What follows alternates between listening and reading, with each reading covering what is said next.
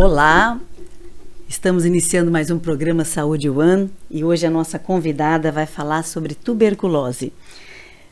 Márcia Sucomini, doutora Márcia Sucomini, é um prazer tê-la conosco. Prazer é meu. Que bom. A doutora Márcia, ela é uma médica pediatra, especialista em infectologia pediátrica, médica do Instituto de Infectologia do Emílio Ribas de São Paulo e atua no ambulatório de tuberculose da Secretaria Municipal de Saúde de Santos. Essa é a doutora Márcia, seja muito bem-vinda. Obrigada, Márcia. Eu queria agradecer muito o seu convite, né? É uma oportunidade única para a gente estar aqui falando um pouquinho sobre essa doença tão complicada e tão atual. Verdade, que muitos pensam que já não tem mais essa preocupação. Sim. E é isso que eu queria que você começasse explicando pra gente. Eu agradeço muito, porque eu sei da sua experiência profissional, tivemos a chance de trabalhar juntas na área da gestão da Secretaria de Saúde de Santos, né?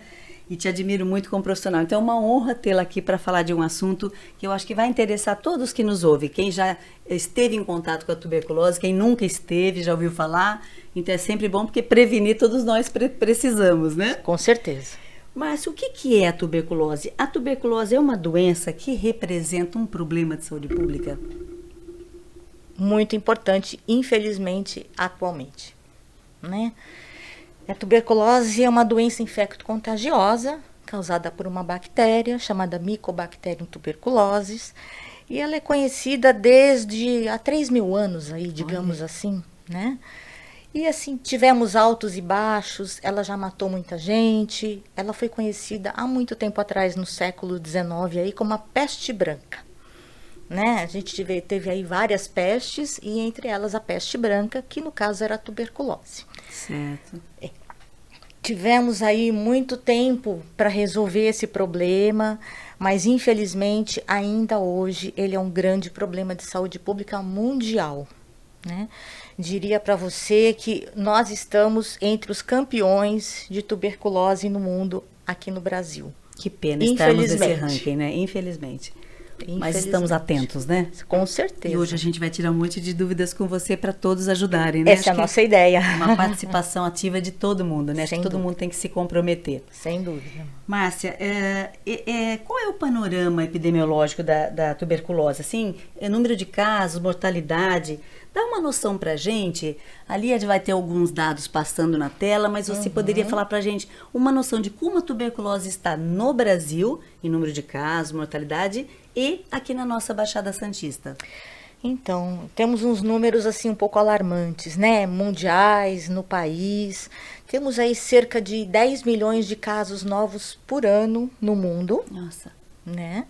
Com uma média aí de 4 milhões de doentes resistentes, né? Resistentes que eu digo aqueles que precisam de outros tratamentos, além daqueles convencionais. E temos aí uma cerca de 1 milhão de óbitos ano no mundo.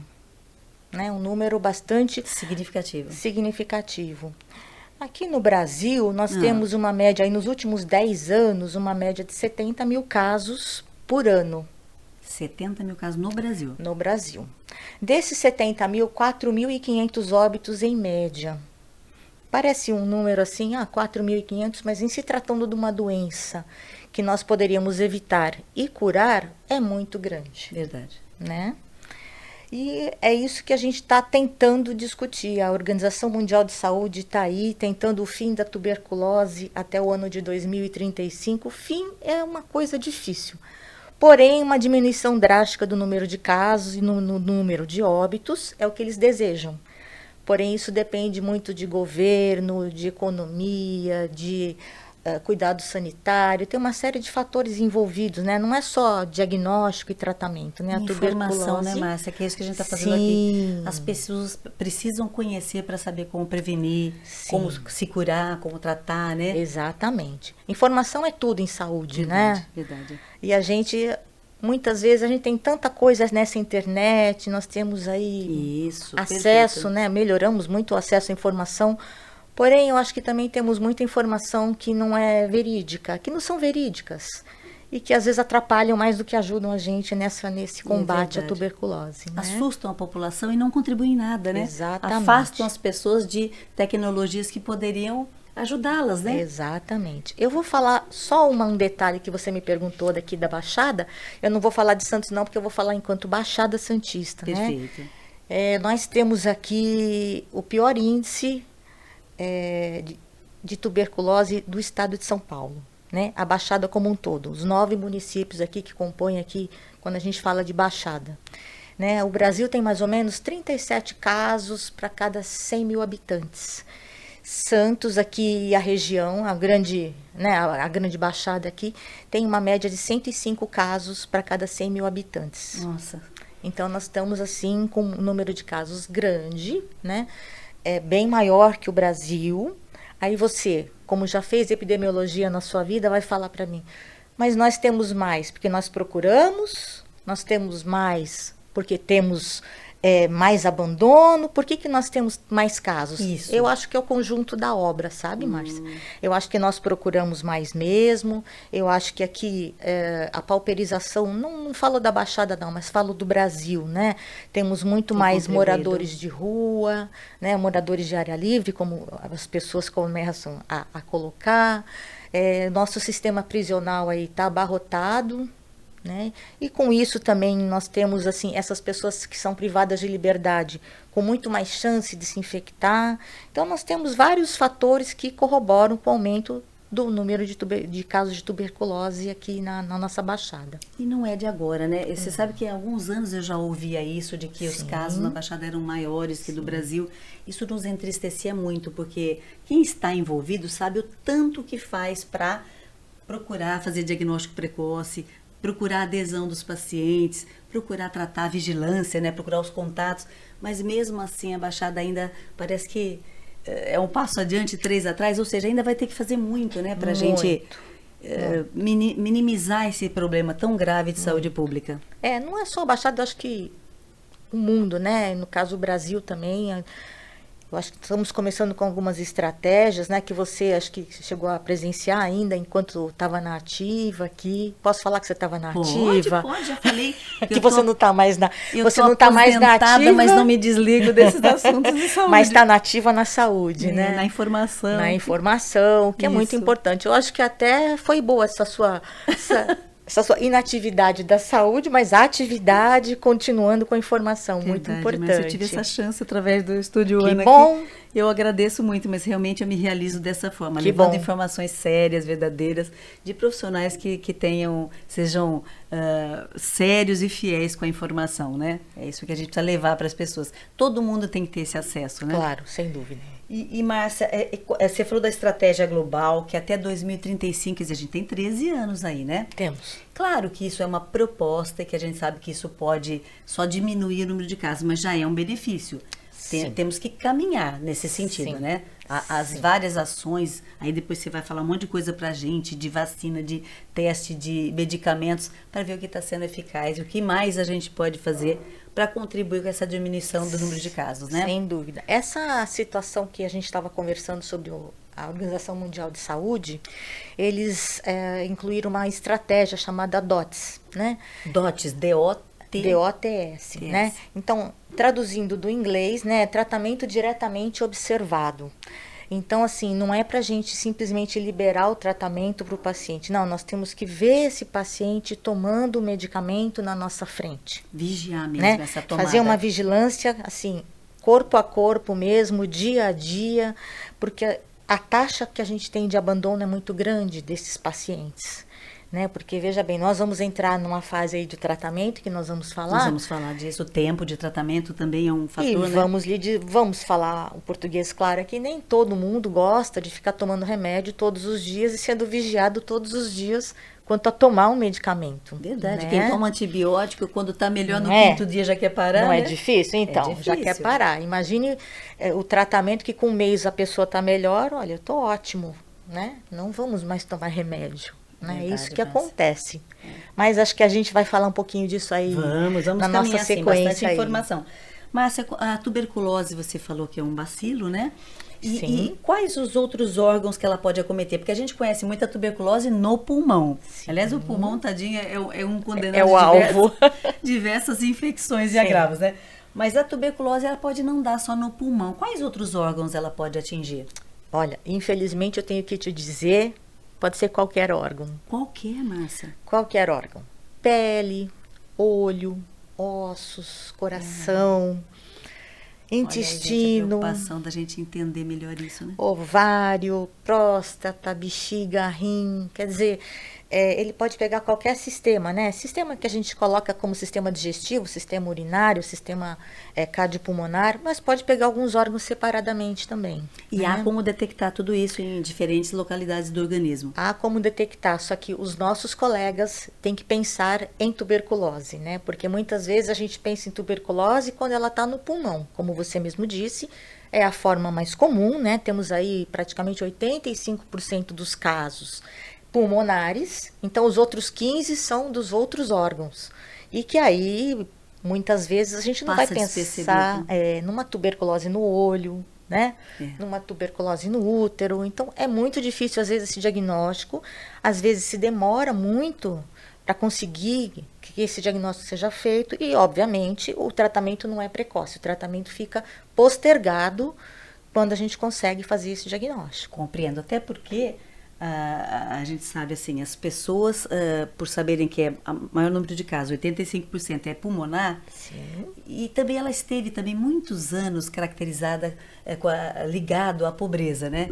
Então, Sim. se vem uma pessoa de uma classe média alta, um universitário, um profissional bem conceituado, passar por você com alguns sintomas, você nunca vai pensar em tuberculose. Exato. Então, isso é o ledo engano dos profissionais. Eles têm que ter um pouco mais essa preocupação de sintomas característicos ou não levar a uma suspeita, pelo menos, uma investigação. Sim. Na verdade, acho que até os dias atuais, né? A gente tem aí uma situação econômica complicada depois do Covid, né? Muita gente perdeu seus empregos, muita gente perdeu acesso à saúde suplementar, né? À saúde privada, e acabou vindo para o SUS. Né? Essa vinda dessas pessoas para o SUS, que já existia antes por conta dos valores cobrados pelos planos de saúde, na verdade nós temos aí uma implementação aí de 30%, 40% de pessoas para o SUS. Né? E o SUS às vezes não comporta tantos exames, tantos tratamentos. O SUS é para todos, porém às vezes essa demanda, né? Exato, essa demanda excessiva e rápida, né? Foi aí em 2020, 2021 praticamente, a gente teve esse acesso grande ao SUS, e aí eu acho que a gente não estava preparado para fazer esses diagnósticos e aumentar o número de exames assim tão rapidamente quanto a população necessitaria. E também num recorte de epidemia se voltou muito para o assunto Covid, Exatamente. O vírus da Covid. Aí outras doenças, outros agravos foram negligenciados de uma certa forma. Um deles foi a tuberculose. Né? Imagino. Nessa época do Covid, nós tivemos aí um diagnóstico muito menor do número de casos de tuberculose. E de internações também, E de internações, porque tínhamos vagas somente praticamente para Covid, né? Exato. Os hospitais abarrotados de Covid não tinha vaga para outras doenças. E o que aconteceu? As pessoas ficaram praticamente mais em casa, né? Não estavam saindo, não se aglomeravam. E o que acontece? Dentro de casa, se tem um caso, imagine, uma pessoa consegue transmitir para 10 a 15 pessoas se ela for positiva. A sua baciloscopia for positiva, ela pode transmitir para 10 a 15 pessoas no ano. Olha que interessante. E aérea, né, a transmissão? A transmissão é aérea, né? Exatamente, por fala, por tosse, por espirro, né? Então, imagine todo mundo junto, todo mundo aglomerado nas suas casas, né? Vamos falar aqui que as pessoas pararam de sair, pararam de ir para o shopping, porém estavam nas suas casas. E usavam máscara só na rua, né? Exatamente. Em casa não, achando que tá todo mundo familiar aqui. Estamos lá em família, né? E aí um transmitia para o outro, exatamente. Né? Tá certo, Márcia. Márcia, nós temos vacina contra a tuberculose? Para quem que ela se destina e quando que deve tomar essa vacina? Então, nós temos vacina assim, né? Na verdade, todo o programa de vacina, o Programa Nacional de Imunização, ele fornece as vacinas que a gente aplica na rede pública. Certo. Né? E a BCG, que é a vacina da tuberculose, ela é aplicada ao nascimento. Ah, sim, a primeira, né? Aquela primeira marquinha vacininha, que as pessoas têm no braço. Aquela que as pessoas falam que o bebê está com aquela marquinha, estourou, formou a casquinha, e aí começa a ter aquela marca, né? Que é a marca que a gente procura. né, atualmente, para Certo. ver se a criança foi vacinada ou não. Então, a BCG é dada até os 5 anos de idade incompletos, pelo menos até os 5 anos de idade incompletos. É uma dose única que é dada e, na verdade, ela protege contra as formas graves de tuberculose, né? Como a meningite tuberculosa, a tuberculose óssea, que são... Então, essa vacina protege contra essas formas graves. Formas graves. Não significa que uma vez vacinado a gente nunca vai ter um outro tipo de Sim. tuberculose, mas ela já consegue pelo menos amenizar esses quadros mais graves que a gente pode ter aí ao longo da vida. Evitar internações e mortes, né? Sim, com certeza. Interessante. Sim. Quais são os sinais e sintomas que a gente tem, e quem está nos ouvindo, que ficar alertas para pensar em tuberculose? Não só o profissional que vai fazer essa consulta e, como você falou, ficarem atentos, Sim. não só a tuberculose pulmonar como extrapulmonar, mas como as pessoas podem ficar atentas aos sinais e sintomas para pensar em tuberculose? Então, o que a gente fala sobre a medicina não é uma ciência exata, né? Então, a gente muitas vezes não tem todos os sinais e sintomas logo de cara para a gente estar pensando em tuberculose. A grande maioria dos casos, a gente tem tosse mais que 3 semanas, uma tosse seca ou uma tosse produtiva com secreção por mais de 3 semanas, né? Uma perda de peso, que às vezes o paciente começa a não ter mais apetite, começa a perder peso. Uma febre à tardinha, 5, 6 horas da tarde, ele começa a ter uma febre. E não muito alta essa Não febre? muito alta, Febrícula. 38 ali, 38,5, né? Uma febre à tardinha e à noite, seja lá, o nosso tempo tá tão maluco, né? Mas esteja quente ou esteja frio, esse paciente tem uma sudorese importante de molhar o lençol, né? Olha quantas De suar características. bastante, de molhar esse lençol, de ter que às vezes até trocar esse lençol para conseguir dormir, de tão molhado que ele fica. Certo. Né? Então, são sinais bastante clássicos, Clássicos, né? mas às vezes eles não estão todos juntos muitas vezes. A pessoa às vezes só tem a tosse, não percebe que teve a febre, não tem essa Tempo de sudorese. calor, a pessoa já está quente, exato. né? Às vezes não identifica que aquele quente está um Exato. pouquinho mais naqueles dias. Então, a gente, assim, pegou um paciente, seja lá um paciente nosso, seja lá um conhecido, seja lá quem for, um profissional de saúde, está tossindo há mais de 3 semanas, vamos investigar esse caso, vamos procurar um motivo pelo qual ele está lá tossindo. Será que é só uma tosse alérgica? Será que pode ser tuberculose? Será que é uma pneumonia? Mas Vamos a gente investigar. tem que investigar, né? Perfeito. E o profissional Melhor de pecar pelo saúde... excesso sempre. Opa, com certeza. Com certeza. Entendi. E olha aí, eu gostei da sua dica, Márcia, quando você fala, vamos olhar para os nossos colegas, os nossos familiares Todos. e verificar esses sinais e sintomas, porque às vezes a Sim. pessoa não se apercebe disso, né? Exatamente. Ela acha que não, com ela não. Ela Comigo não nunca vai acontecer, né? Exato, eu moro num lugar bom, bacana, limpo, arejado, É. mas não basta. A Hoje gente não tem escolhe transmissão sexo, aérea. não escolhe idade, não escolhe cor, não escolhe nada. E depois Então, que acabou esse lockdown, que as pessoas Sim. ficavam muito em casa, as pessoas tiveram uma ânsia muito maior de sair e se aglomerar, né? Sem dúvida. Então os bares estão cheios, Sem os locais estão mais cheios. Sem dúvida. As pessoas estão mais próximas, conversando de pertinho, né? Então eu vejo muito isso às vezes em barzinhos, quando a gente vai fazer confraternização, eu percebo as mesas continuam agora juntas, de novo, as pessoas muito próximas, Sim. conversando. Então, voltamos a ter esse contato, e que para tuberculose ele adora, né? O bacilo Adora. se diverte numa cena dessas. Muita gente junta, muita gente achando que aquela tossinha não é nada. Quem e é aí... fumante antigamente, eu me lembro que eles Sim. achavam que aquela tosse era do Era do tabagismo, cigarro. do tabaco. Não, meu tuço, mas o meu não tem nada a ver com tuberculose. verdade. Porque tuberculose tem essa questão das pessoas não gostarem muito de assumir, tem um certo preconceito. Eu vou te perguntar uma coisa sobre isso daqui a pouquinho. Sim, Mas quem é tabagista tem mais um problema para identificar, né? tem. Para sair do tabaco e pensar em uma outra coisa. Sim, com certeza. Tá. Porque ele tem aquele famoso pigarro matutino, Isso. né? Quando acorda, ele tosse com muito mais frequência que uma pessoa que não é tabagista. Mascara os sintomas. Então é difícil mesmo, às vezes, Tem de razão. pensar, né? Para ele é difícil, para os quem- profissionais também tem que... Quem faz infecto pensa tuberculosamente o tempo todo. É assim? Gostei do termo. Márcia, que exames nós podemos fazer? Quais são os realizados para fazer o diagnóstico de tuberculose? No caso, a pulmonar, né? Sim. A gente vai falar mais, que é a mais Sim. prevalente, né? 85%. E onde que a gente consegue esses exames? Quais são eles? Então, nós aqui conseguimos fazer em todas as unidades básicas de saúde. A atenção primária toda atenção tem... primária fazendo isso. Então, a nossa orientação com relação à atenção primária é, chegou lá um paciente, falou que está com tosse, que está com febre, que está perdendo peso, não perca a oportunidade. Correto. Vamos colher um exame, seja lá 8 horas da manhã, 3 horas da tarde, vamos colher o que a gente chama de baciloscopia de escarro. Né? Esse paciente às vezes tem o escarro, a gente consegue colher esse escarro e, na verdade, no CECED, não sei se você ainda estava aqui no serviço, mas assim, existe um laboratório nosso que recebeu um equipamento do Ministério da Saúde chamado GeneXpert. Esse equipamento consegue pegar essa amostra e fazer em 2 horas te dá um resultado sobre esse escarro. Se ele tem uma baciloscopia positiva, né? Se esse bacilo está presente naquela amostra e se a gente tem resistência a um dos medicamentos que fazem parte do tratamento da tuberculose, que é a rifampicina. Então, são 2 informações importantíssimas para o médico, para ele continuar com esse diagnóstico e, obviamente, instituir um tratamento precoce para esse paciente. E o que acontece é o paciente pode esperar lá na unidade que ele está sendo atendido, o exame vai para o laboratório, em 2 horas fica pronto e possivelmente ele consiga saber naquele mesmo dia se confirmou ou não.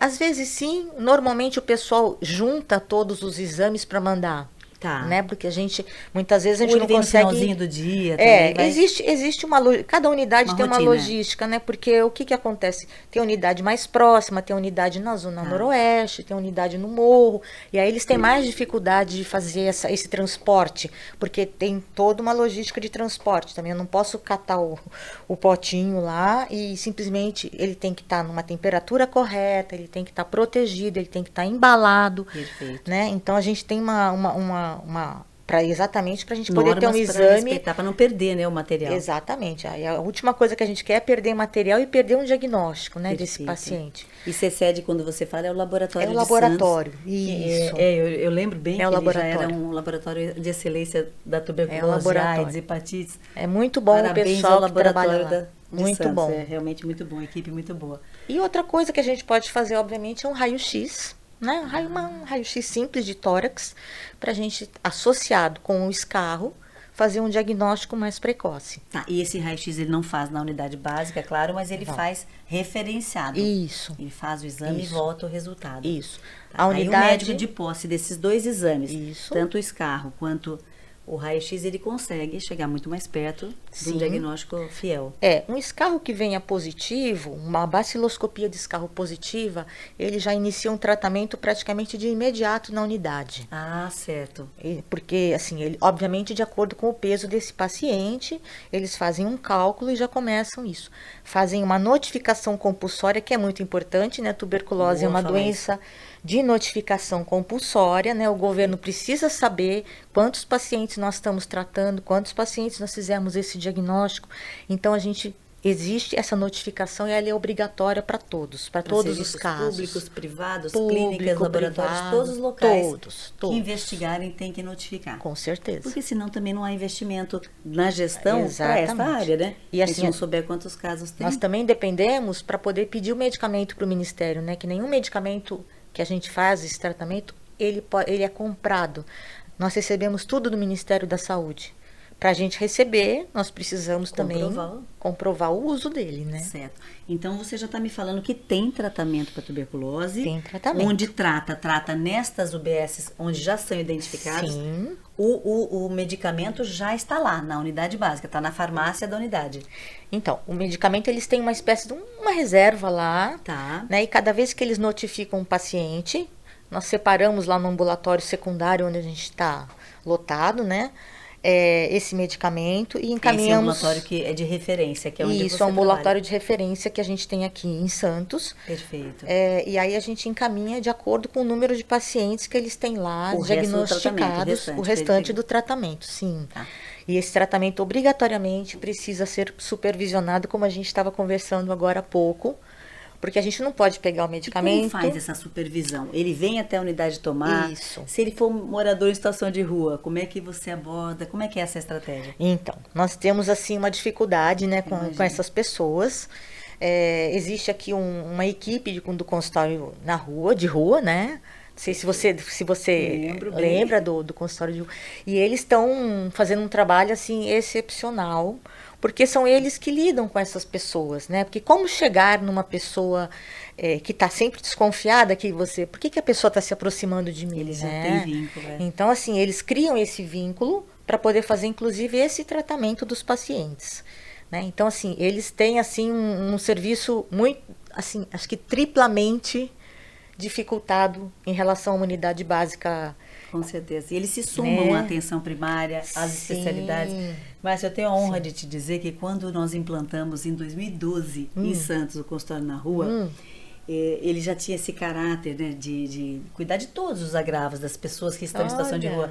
E eu implantei porque eu estava no departamento, eu era chefe do departamento de atenção especializada. Olha que legal. E aí me veio essa missão do Ministério da Saúde pela saúde mental. Ele iniciou esse programa, esse projeto, né? Na época o projeto pela saúde mental. Aí a gente pensou, não vamos só atrás de problemas, transtornos mentais, vamos ampliar isso. Eu tinha vindo da AIDS há pouco tempo.